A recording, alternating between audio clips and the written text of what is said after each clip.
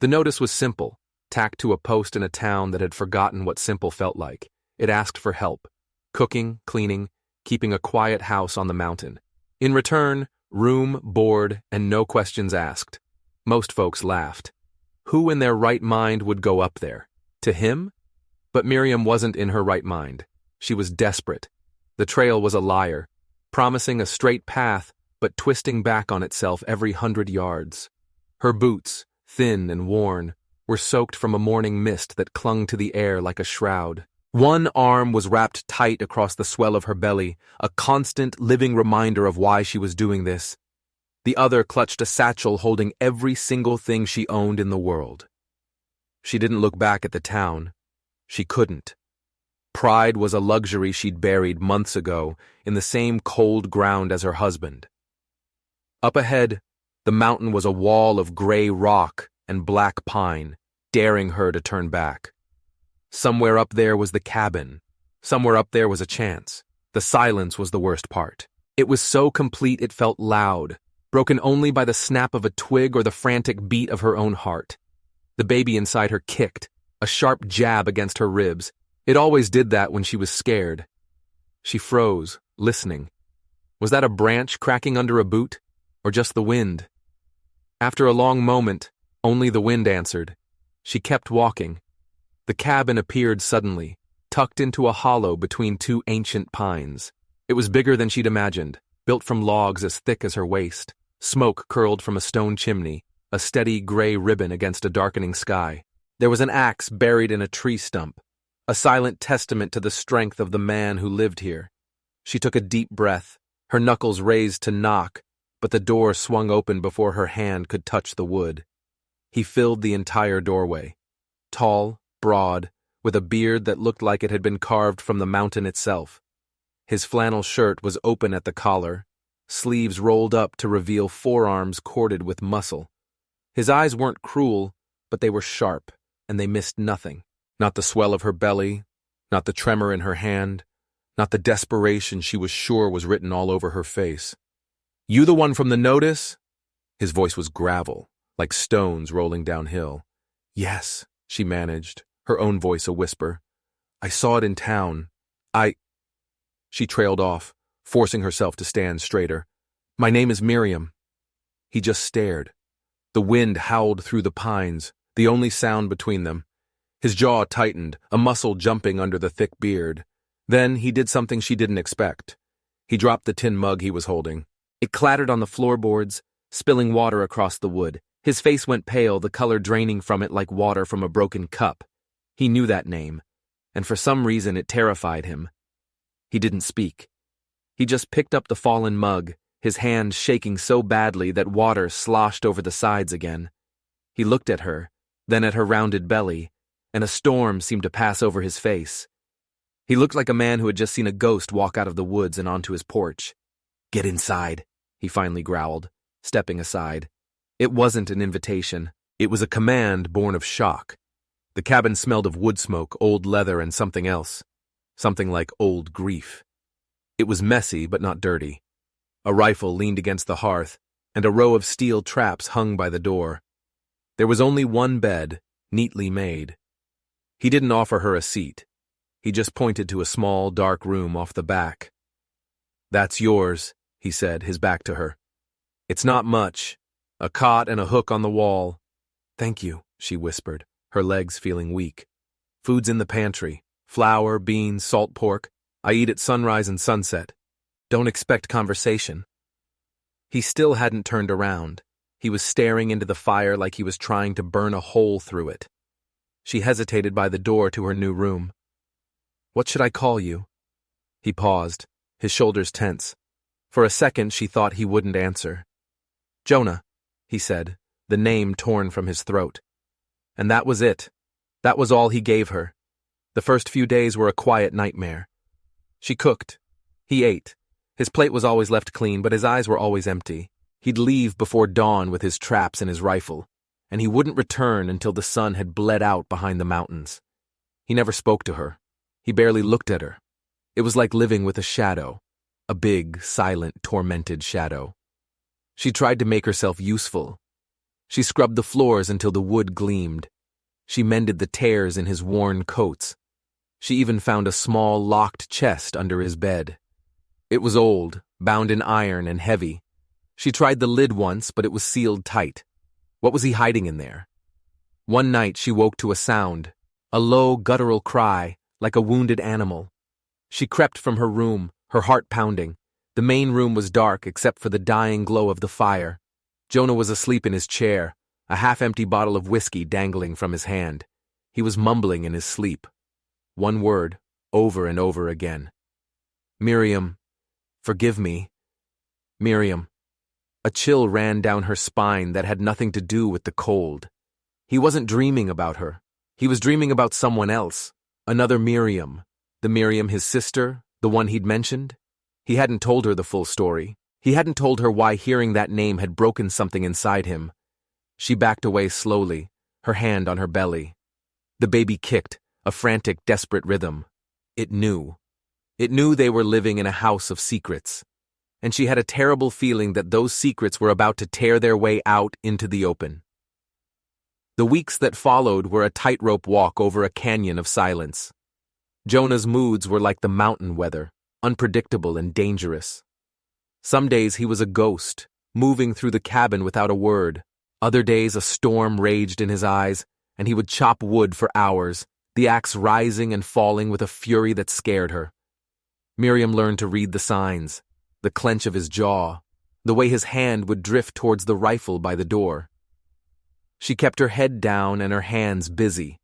She found a small, tarnished silver locket while cleaning out a dusty drawer. It was empty, but inside the lid, a single name was delicately engraved. Miriam. She left it on the table for him to see. That night he didn't eat. He just stared at the locket, his knuckles white as he gripped the edge of the table.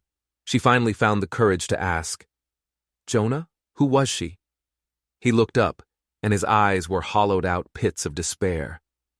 "My sister," he rasped. "My younger sister." He told her the story in broken pieces like he was pulling shards of glass from a wound. They were orphans. He'd raised her himself. When he came west to stake a claim, he'd left her back east with the promise he'd send for her as soon as he could. He sent money, every spare cent. Then the letters stopped. He wrote and wrote, but nothing came back. Finally, a letter from a town sheriff arrived. It said she was gone, vanished. No one knew where. No one seemed to care enough to look. A poor orphan girl wasn't worth the trouble. "I failed her," Jonah choked out, his voice thick with a decade of guilt.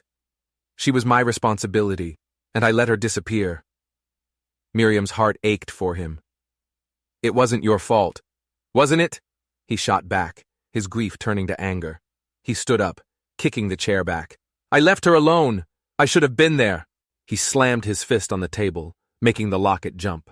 Then he stormed out of the cabin, leaving her alone with the ghosts. That night, the first snow fell. It came down thick and fast, a white curtain that cut them off from the rest of the world. And as the wind howled outside, Miriam felt the first, sharp, undeniable pain. The baby was coming. She cried out, gripping the table. Jonah burst back through the door, his face a mask of alarm. The anger was gone, replaced by sheer panic. "What is it?" "The baby," she gasped. I think it's time." His eyes darted around the cabin like a trapped animal. They were alone, miles from any town, any doctor, any help at all. The snow was piling up against the door. They were trapped. For the first time since she'd arrived, Jonah looked truly, deeply terrified. And in his fear, she saw her own. This baby wasn't just coming into a house of secrets. It was coming into a world where survival was a fight, and they were about to face it completely alone. Panic lasted for a heartbeat. Then, something else took over Jonah's face. A raw, grim determination. He wasn't the grieving brother anymore. He was a man with a job to do. "Boil water," he commanded, his voice steady and low. "Tear up those sheets, the clean ones." He moved with a speed and purpose that stunned her. He stoked the fire until it roared, filled every pot with snow to melt, and laid out blankets by the hearth. He didn't seem like a man who was panicking. He seemed like a man preparing for battle. How did he know what to do? Had he done this before? The question died on her lips as another wave of pain crashed over her. The night was a blur of sweat and tears and desperate prayers whispered into the darkness. Jonah never left her side. He held her hand, his grip firm and grounding. He wiped her brow with a cool cloth. He spoke to her in a low murmur, not with words of comfort but with simple, steady instructions. Breathe, Miriam. Just breathe. You're stronger than this pain. Fight it. He was a rock in the middle of her storm, and through the haze of agony, she realized she wasn't afraid anymore. Tired, worn out, but not afraid. Just as the first hint of gray light touched the snow-covered windows, the cabin filled with a new sound, a thin, piercing cry. It was the most beautiful sound she had ever heard. Jonah stood breathless, holding a tiny, squirming bundle wrapped in a piece of his own flannel shirt. His huge, calloused hands looked impossibly gentle. He looked down at the baby, and the hard mask he always wore finally, completely shattered. Tears streamed down his face, cutting paths through the grime and stubble. He knelt and placed the baby in her arms, a girl. Perfect and tiny and fiercely alive. "What's her name?" he whispered, his voice choked with emotion. Miriam looked from the baby's face to Jonah's, and she knew. There was only one name it could be.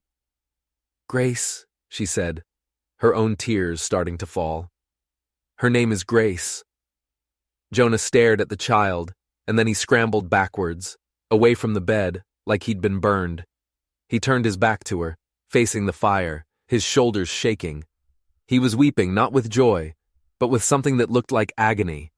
She didn't understand. This should be a moment of relief, of shared triumph. But he was pulling away. He had helped her bring a new life into the world, and now he looked like he wanted to run from it. She didn't press him. She just held Grace close, her heart filled with a confusing mix of gratitude and fear. The storm outside had passed, but a new one was brewing inside the cabin. The birth of this child hadn't solved anything. It had just brought all the ghosts out of the shadows, and she had no idea what they were going to do next. The days after Grace's birth were quieter than ever, but the silence was different now. It was heavy, charged with unspoken questions. Jonah moved like a man in a dream, his eyes constantly drifting towards the cradle he'd hastily built from an old crate. He would watch the baby sleep, his expression a tangled knot of wonder and pain. He was a good man. She knew that now. He had saved them both. But something was still broken in him, and she was starting to realize that her presence, her name, and now her child were pouring salt on a wound he'd never allowed to heal. 3 nights later, the wind was howling a mournful song through the pines. Grace was asleep, and Miriam was watching the fire when she heard it. A soft, choked sound from the corner where Jonah sat oiling his rifle. He thought she was asleep. He was crying. Quietly, desperately, trying to stifle the sobs that racked his big frame. It wasn't just about his sister anymore. It was deeper than that. This cabin, this mountain. It was a tomb of memories, and they had just added a new one. Then came the knock on the door. It was sharp, loud, and demanding. Not the sound of a lost traveler. It was the sound of someone who knew exactly where they were and what they wanted. Jonah was on his feet in an instant, the grief gone, replaced by a cold, deadly focus. He grabbed the rifle, not raising it, but holding it low at his side as he moved to the door. He didn't ask who was there. He just pulled the door open a crack. A man stood on the porch, a silhouette against the swirling snow. He was tall and thin, dressed in a city coat that looked out of place in the wilderness. A slick smile played on his lips. "Evenin'," the man said, his voice smooth as oil. "Name's Colton Price. I'm looking for my wife. A pregnant little thing named Miriam. Seems she ran off. Can't have that. She owes me." Miriam's blood ran cold. Colton, her dead husband's brother. The man who had beaten her, tormented her, the reason she had fled with nothing but the clothes on her back. Jonah's body went rigid. He blocked the doorway completely. "There's no woman like that here." Colton's smile widened. "Is that so? Then what's that I hear?" From the cradle, Grace let out a soft cry. Colton's eyes glinted with triumph. "Sounds like a baby. My baby by law. Now step aside, Mountain Man. I've got paperwork says she belongs to me, her and the child. Behind Jonah, Miriam found her voice, shaky but clear. I am not your wife! You're a monster! Colton just laughed. Ain't no law up here, sweetheart. Only a man's will, and I will have what's mine. Jonah didn't move. He didn't have to raise the rifle. The look in his eyes was enough.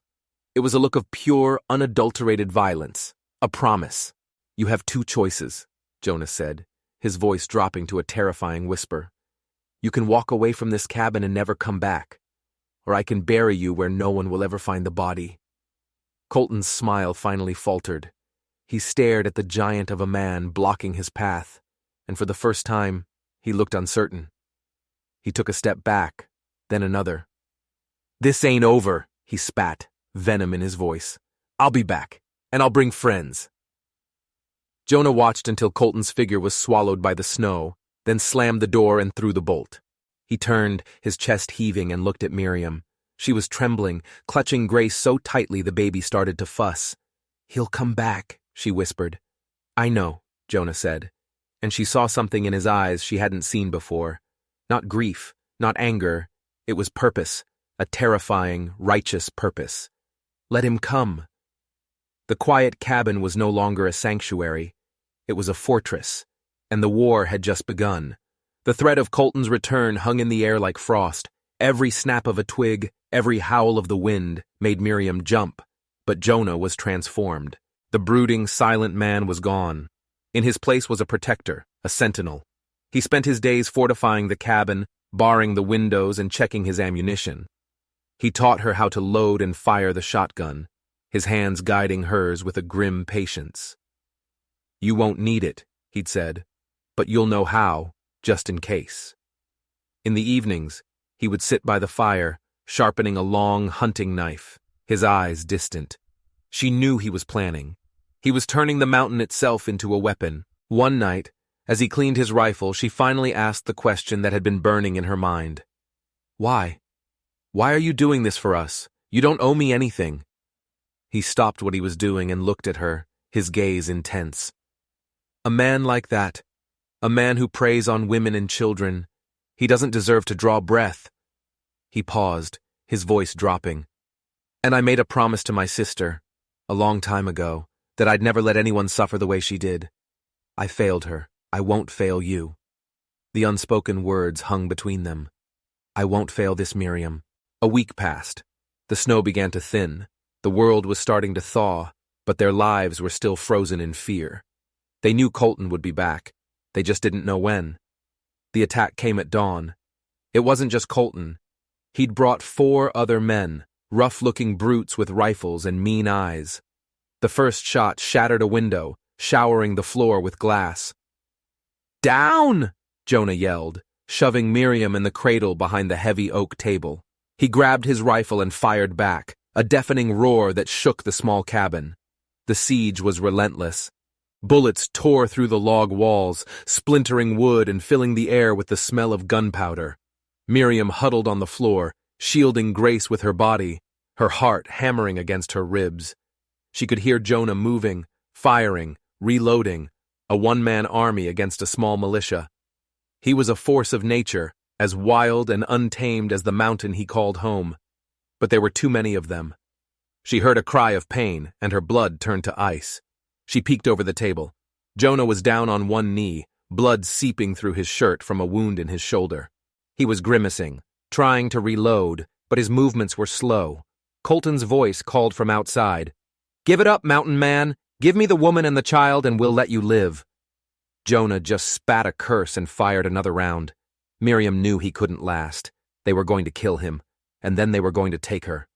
The shotgun was leaning against the wall just a few feet away. Her hands were shaking, but Jonah's words echoed in her head. You'll know how. She had to do something. She couldn't let him die for her. Just as one of the men kicked the door in, she made her move. She scrambled for the shotgun, her mind screaming. As the man burst into the room, his eyes wild, she raised the weapon. She didn't aim. She didn't even think. She just pulled the trigger. The blast was deafening. The kickback threw her against the wall, but the man crumpled to the floor. The momentary chaos gave Jonah the opening he needed. He lunged forward, using his knife now, a whirlwind of desperate, brutal motion. It was over in seconds. When the smoke cleared, Jonah stood panting over the bodies of 2 more men. The other 2, including Colton, had fled into the woods. He stumbled back to her, clutching his shoulder, his face pale. "Are you all right?"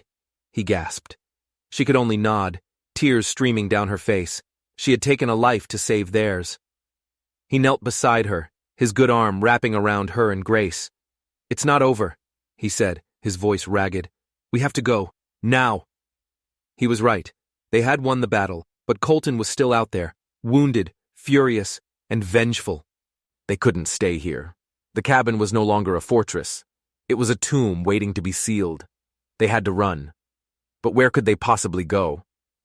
"There's a place," Jonah grunted, tearing a strip from his shirt to bind his bleeding shoulder. "An old telegraph station 2 days east. A friend of mine lives there. Amos. He can help us." Packing was a frantic, desperate act. They took only what they could carry: ammunition, a little food, and every blanket they had to wrap Grace in. Leaving the cabin felt like tearing off a piece of her own skin. It had been her sanctuary, her prison, and now a battlefield. Jonah led the way, moving through the dense forest with an unnerving silence, his rifle at the ready.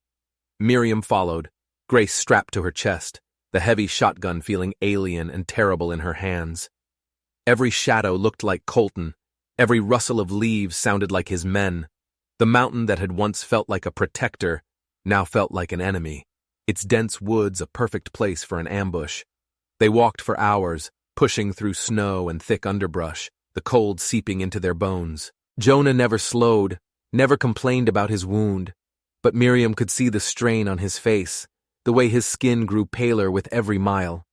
They made camp the first night in a shallow cave, the opening hidden by a curtain of frozen vines. There was no fire. The risk was too great. They huddled together for warmth, sharing a piece of dry jerky, the silence between them thick with fear and exhaustion. "He was my brother's business partner," Jonah said suddenly, his voice low in the darkness. Miriam turned to him, confused. "Who?" "Colton," Jonah replied, his jaw tight.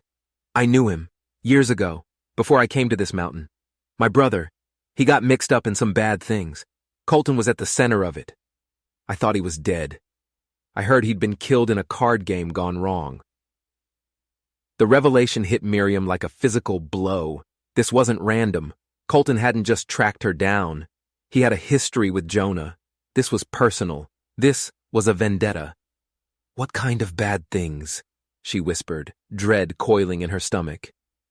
Jonah was silent for a long time. "Things that get men killed," he finally said. "Things I ran from. Things I came up here to forget." He looked at her, his eyes filled with a familiar pain. "Looks like they finally found me." Before she could respond, a sound cut through the night, the sharp, unmistakable click of a rifle bolt being drawn back. It came from right outside the cave. They weren't alone. Jonah moved in a blur, pushing her and Grace deeper into the shadows, his own pistol already in his hand. "Stay down," he hissed. A voice called out, chillingly familiar. "Nowhere left to run, Jonah. I know you're in there. I can smell your fear." It was Colton. He'd found them. Another voice joined his, one that made Jonah freeze. "Come on out, Jonah. It's been a long time." Jonah's face went white. He mouthed a single word, a name that seemed to cause him physical pain. "Boone!" Who was Boone? And why did hearing his name seem to scare Jonah more than Colton ever had? A torch flared to life, illuminating the entrance to the cave. Colton stood there, a cruel smirk on his face. Beside him was another man, burly and scarred, with eyes as cold and dead as a winter sky. This had to be Boone. "You have something that belongs to us," Boone said, his voice a low rumble. "Not the woman, not the child. Something your brother was holding for us when he died." "I don't know what you're talking about," Jonah lied, his voice steady despite the tremor Miriam could feel running through his body. Boone laughed, a harsh, ugly sound. "Don't you? A little leather-bound book, a ledger full of names, dates, accounts, information that's worth a hell of a lot of money. and a hell of a lot of trouble for some very powerful people if it gets out. Your brother was supposed to deliver it. He didn't. We figure he passed it on to you before he kicked it. The locked chest, the one under Jonah's bed, it wasn't full of memories. It was full of evidence. Jonah wasn't just hiding from his past. He was hiding a secret that could get them all killed. Throw out the book, Jonah, Colton said, and we'll let the woman live. We can't make any promises. Jonah was trapped. They were outgunned, cornered. He had a choice to make. Give up the ledger and betray his brother's last secret, or fight and risk them all dying right here in this frozen cave. The ghosts of his past had finally cornered him, and this time, there was nowhere to run. There is no book, Jonah said, his voice echoing in the small cave. It was a bluff, and a desperate one. Boone sighed, a theatrical sound of disappointment. I was afraid you'd say that. A man like you always has to do things the hard way. He raised his rifle. Pity. But before he could fire, another sound split the night. A gunshot, but it didn't come from Boone or Colton. It came from the ridge above them. One of Colton's men, posted as a lookout, cried out and tumbled into the snow. Chaos erupted. More shots rang out from the darkness, precise and deadly. Someone was out there, flanking them, turning the ambush on its head. "Who the hell is that?" Colton screamed, spinning around, firing blindly into the trees. A figure emerged from the shadows, moving with the quiet grace of a predator. It was an old man, wiry and tough as leather, a smoking rifle in his hands. "Evening, boys," the man said, a grim smile on his face. "Looks like you wandered onto the wrong piece of land." "Amos!" Jonah yelled, a look of disbelief and relief on his face. Amos didn't pause. He fired again, and another of Colton's men went down. He'd tracked them. He'd known they were in trouble. The tables had turned. With Amos providing cover fire, Jonah charged out of the cave, a roar of pure rage erupting from his chest. He slammed into Colton, and the two men went down in a tangle of limbs, their fight a brutal, desperate brawl in the snow. Boone, seeing his advantage lost, turned to run, but Amos was faster. A single shot from the old man's rifle tore through Boone's leg, and he fell to the ground, howling in pain. It was over in minutes. The remaining thugs fled into the darkness. Colton lay unconscious, his face a mask of blood and bruises. Boone was clutching his leg, spitting curses at Amos. Amos walked over to Jonah, who was leaning against a tree, gasping for breath, his shoulder wound bleeding freely again. "Figured you might need a hand," Amos said, reloading his rifle with practiced ease. "You're getting slow in your old age." Jonah managed a weak smile. "Took you long enough." They tied up Colton and Boone, then finally made a fire. The warmth was a blessing, but it couldn't chase away the chill of what they had just survived. Miriam sat with Grace, watching the two men who had saved her. Amos was more than just a telegraph operator. He was a fighter, a warrior, and he was loyal to Jonah. "The ledger," she said quietly, looking at Jonah. "It's real, isn't it?" Jonah nodded, his face grim in the firelight. "My brother was their bookkeeper. He got in too deep. He tried to get out, to use the ledger as leverage to protect his family. They killed him for it. Made it look like a fever." "And his son?" Miriam asked, her heart aching. "The boy you lost?" Jonah's face darkened. "Luke. They took him, as insurance, to make sure I never talked, never went to the law. They told me if I ever came down off this mountain, if I ever spoke a word of what I knew, they'd kill him." The pieces clicked into place, forming a picture more horrific than she could have imagined. Jonah wasn't a hermit by choice. He was a prisoner. His grief wasn't just for his sister. It was for the nephew he'd been forced to abandon to save his life. He was trapped on that mountain, living in a self-imposed exile, tormented by the knowledge that a piece of his heart was being held hostage by monsters. "We have to get him back," Miriam said, her voice fierce. Amos looked at their two captives, then at Jonah. "With this scum," he said, kicking Boone's good leg, "and that ledger, we might just have a chance. We can trade. Their lives for the boys." But Boone just laughed, a broken, gurgling sound.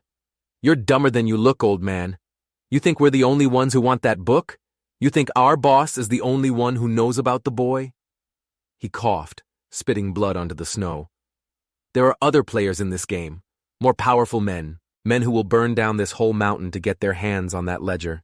And they don't make trades, they just take what they want. A new wave of fear washed over Miriam.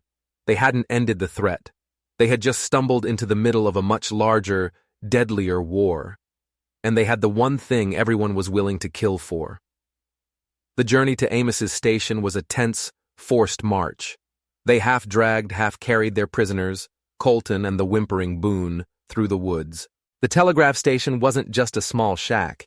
It was a miniature fortress, built into the side of a cliff with clear lines of sight in every direction. Amos, it turned out, had been expecting trouble for a long time. Inside, the place was a cluttered mess of wires, batteries, and weapons. Amos immediately got to work on the telegraph key, his fingers flying in a blur of clicks and taps. "Sending a wire to a man I trust," he explained without looking up. "Marshal Raines. He's 2 days south in Iron Rock. He's one of the few lawmen left who can't be bought." While Amos worked, Jonah finally opened the locked chest from the cabin. Miriam watched as he lifted the lid. Inside, nestled among a few of his sister's faded belongings, was a thick, leather-bound ledger. He opened it and she saw pages filled with cramped, meticulous handwriting. Names, dates, locations, a detailed record of a criminal empire. "This is it," Jonah said, his voice heavy. "This is what got my brother killed." He explained the rest of the story. His brother David had been a brilliant accountant who fell in with the wrong crowd. Boone was his partner, the muscle to David's brains. But the operation was run by a man no one ever saw, a shadowy figure known only as the chairman.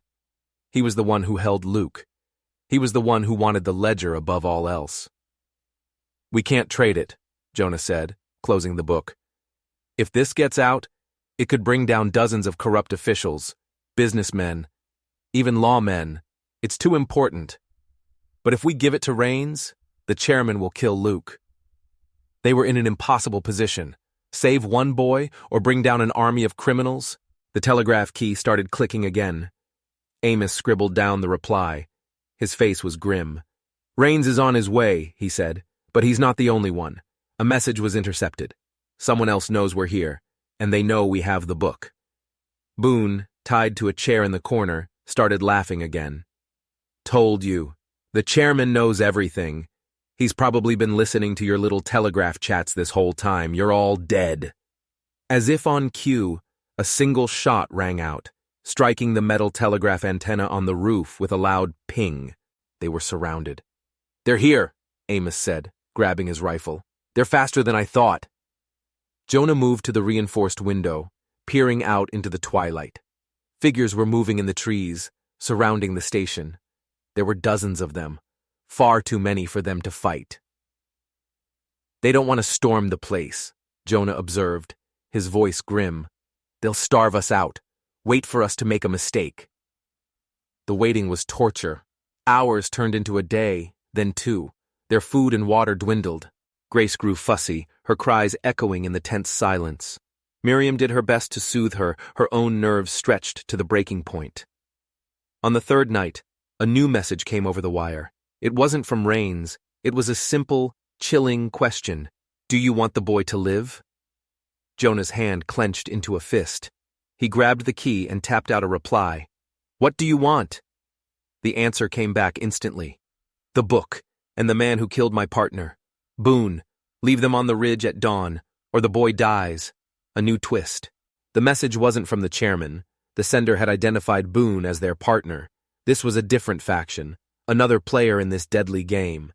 Who were they? And why did they want Boone dead? Boone himself looked terrified. "It's her," he whispered, his face ashen. "It has to be her. She's the only one who'd want me dead this badly." "Who?" Jonah demanded. "Karen," Boone croaked. "David's first wife, the one he left for dead in Missouri. We all thought she was gone, but if she's alive, she's not the type to forgive or forget." Miriam's head spun. David, Jonah's brother and the father of the boy they were trying to save, had another wife? A woman left for dead? The web of secrets and lies just kept getting bigger, more tangled and more deadly. They were caught between 3 warring factions: a shadowy kingpin, a vengeful ghost from the past and the law, and they were running out of time. The first light of dawn painted the sky in shades of gray and blood red. The ultimatum hung over them, heavy and suffocating. Give up the ledger and a man they despised to a mysterious, vengeful woman, or condemn a child to death. "We can't trust her," Amos said, pacing the small room. "We don't know who she is or what she'll do once she has the book." "We can't let Luke die," Jonah countered, his face a mask of agony. It was a choice between his duty to justice and his love for his nephew. "There's a third option," Miriam said quietly. Everyone turned to look at her. She held up the ledger. "The book is full of names. Powerful men. What if we use it? What if we send a message not to Karen, not to the chairman, but to one of them? Someone who has as much to lose as they do if this book gets out." It was a brilliant, desperate gamble, pitting their enemies against each other. Amos's eyes lit up.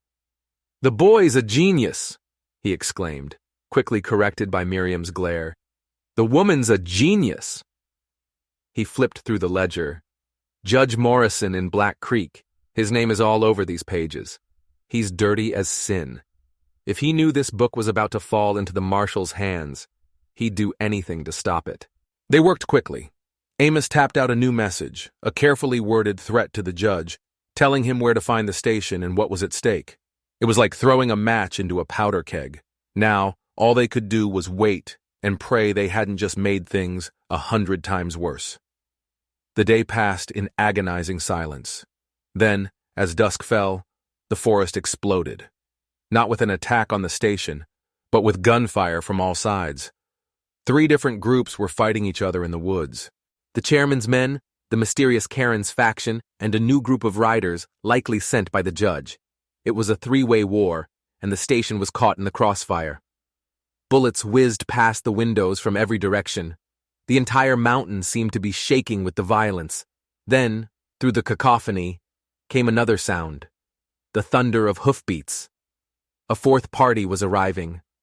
"Rains," Jonah breathed, a sliver of hope in his voice.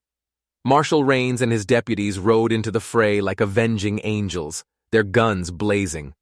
They weren't expecting a war zone, but they adapted quickly, their disciplined fire cutting through the chaos. The battle raged for what felt like an eternity. Finally, as the moon rose high in the sky, the gunfire tapered off. Rains' men had routed the outlaws. The survivors had scattered back into the darkness. Rains himself, a tall, grim-faced man with a sweeping mustache, kicked open the door to the station. "Amos, you old fool," he said, his eyes taking in the scene. "What in the hell have you gotten yourself into this time?" But before anyone could answer, a small, trembling figure was pushed through the doorway by one of the deputies. A young boy, no older than 10, rail-thin and covered in dirt, his eyes wide with terror. "We found him at the outlaw camp," the deputy said. "They were holding him in a cage." Jonah froze. He took a hesitant step forward, his heart in his throat. "Luke?" he whispered. The boy looked up, his eyes focusing on Jonah's face. A flicker of recognition, a memory breaking through the trauma. "Uncle Jonah?" The boy cried, and then he ran, launching himself into Jonah's arms. Jonah collapsed to his knees, clutching the nephew he thought he'd lost forever, sobbing uncontrollably. He had him back. Against all odds, he had him back. But the celebration was cut short. Marshal Rains was staring at the ledger, which had fallen open on the floor during the commotion. His face was pale. "My God," Rains whispered, his eyes wide with shock. He pointed a shaking finger at a name on the page. "I know this man. He's not a judge. He's not a businessman." He looked at Jonah, his expression one of dawning horror. "He's the governor of the territory. The conspiracy didn't just run deep. It ran all the way to the top. They hadn't just angered a few outlaws. They had declared war on the most powerful man in the region. There was no running. There was no hiding. And the full weight of the law, the corrupt law, was about to come crashing down on them. The revelation landed like a physical blow. The governor, the man who was supposed to uphold the law, was the one pulling the strings, the shadowy chairman behind the entire operation.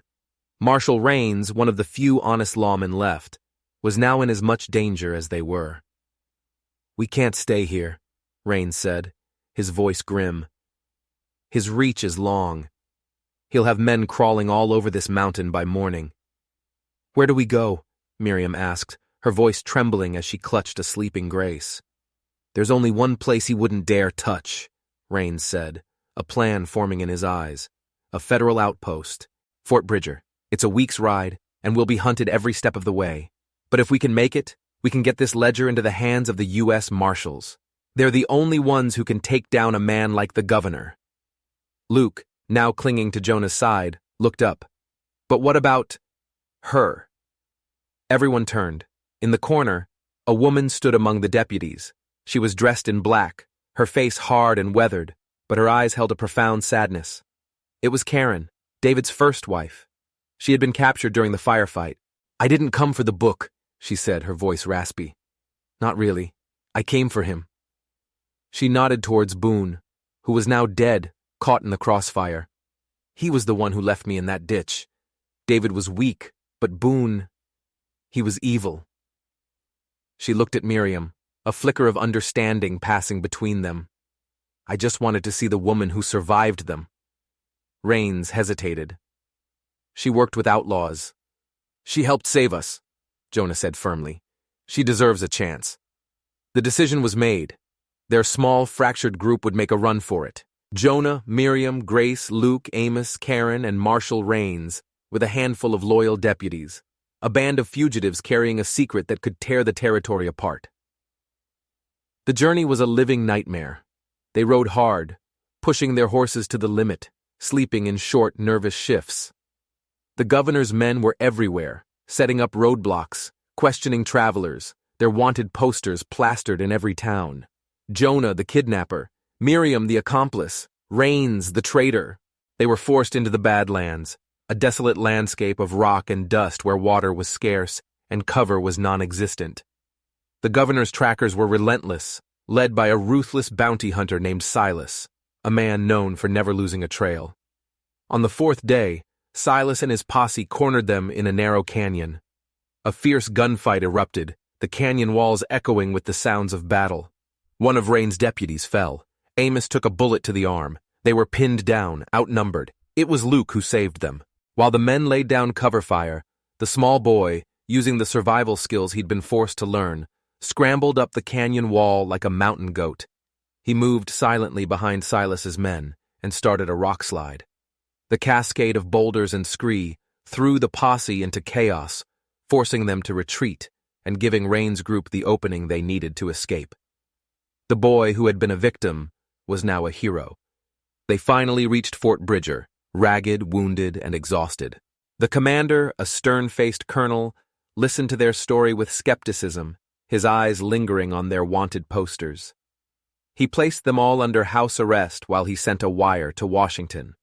For 2 days, they waited in limbo, their fate hanging in the balance. The governor arrived at the fort, demanding they be handed over, his face a mask of cold fury. It seemed their gamble had failed. Then, on the third day, a detachment of U.S. Marshals rode into the fort, led by a man with eyes as hard as steel. They carried federal warrants. They didn't arrest Jonah or his family. They arrested the governor. The ledger had done its work. The truth had won. In the aftermath, they were all cleared. Rains was hailed as a hero. Amos's arm healed. Karen was given a pardon and a new start, and she chose to ride west, to finally leave the ghosts of her past behind. The little family stood on the plains, watching the sun set. They were free. Truly free. "What now?" Miriam asked, leaning her head on Jonah's shoulder. Grace cooed in her arms, and Luke stood beside them, holding her hand. Jonah looked at the vast, open country before them. The mountain had been his prison, his sanctuary, and his crucible. It had taken everything from him, and then, impossibly, it had given it all back. "My sister," Miriam said softly. "The one who disappeared. I always dreamed of finding her, starting a farm somewhere, a quiet place." Jonah wrapped his arm around her. "Then that's what we'll do," he said, his voice full of a hope he hadn't felt in years. "We'll find her, together." They had been forged in violence and secrecy, a family pieced together from broken parts. But now, Under the endless sky, they had a future, a blank page waiting to be written. The storm was finally over. It was time to go home. If you enjoyed this story, don't forget to like and subscribe for more tales of survival, justice, and the untamed wild. And let us know in the comments, what do you think happened to Jonah's sister?